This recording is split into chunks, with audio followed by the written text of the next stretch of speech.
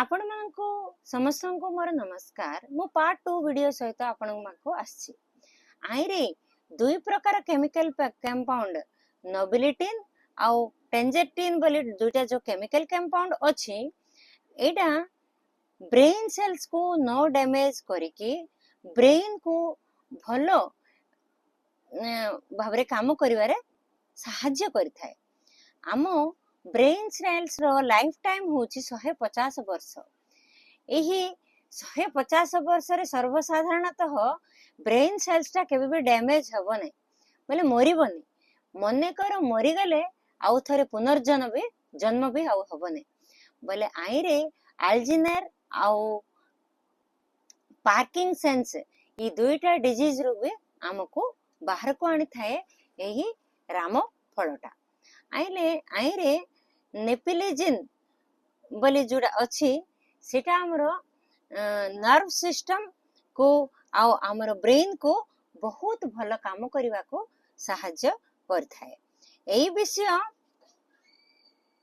बोले भूलिबुनी आउ हेले एई विषय 217 मसीह रे न्यू साउथ वेल्स ऑस्ट्रेलिया आउ 7 देशर लोक 5टा यूनिवर्सिटी रो लोक 217 मसीह रे एटा ब्रेन रो इंटेलिजेंस को बोले न भूली की रहिबा को ब्रेन हेल्थ को स्ट्रांग रखिबा को सहाय्य करे बोले कहिथिले। आउ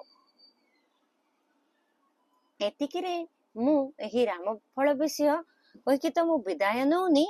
आरो एटा गुटे डायबिटिक पेशेंट पई एटा ग्रेट फ्रूट। आइरे जो मिनरल्स आउ ग्लूकोज प्रॉपर्टीज अच्छी एटा डायबिटिक पेशेंट को और प्री डायबिटिक पेशेंट को करेक्ट फ्रूट। एटा 3 फेब्रुआरी 2021 रे न्यूट्रिशनली एटा करेक्ट एटा कायरे rich source of fibre iron vitamin B6 potassium B12 को बोली कहिथिले। आउ 28 जनवरी रे एई फ्रूट रो बहुत विटामिन्स अच्छी आयरन अच्छी कैल्शियम अच्छी बेनिफिशियल डायबिटिक पेशेंट को बेनिफिशियल बोली भी कहिथिले। एटा ट्रॉपिकल ट्री हला। एतिके रे मु आपण मानक पाखर विदाय नछि। कोन भूल भटका कहिथिले मते क्षमा करंतु।